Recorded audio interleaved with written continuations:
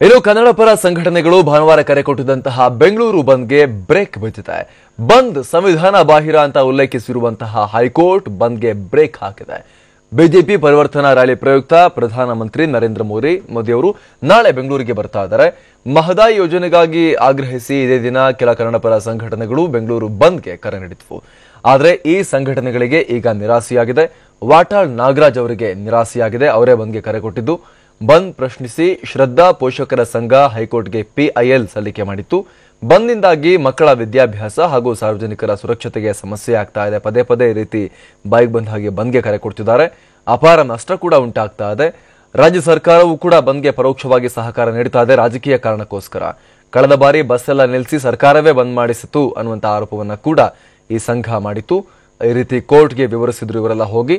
ವಿಚಾರಣೆ ನಡೆಸಿದ ಹೈಕೋರ್ಟ್ ರಾಜ್ಯ ಸರ್ಕಾರ ಹಾಗೂ ವಾಟಾಳ್ ನಾಗರಾಜ್ಗೆ ನೋಟಿಸ್ ಅನ್ನು ಜಾರಿಗೊಳಿಸಿತ್ತು. ಪದೇ ಪದೇ ಬಂದ್ ನಿಮ್ದು ಅಂತ.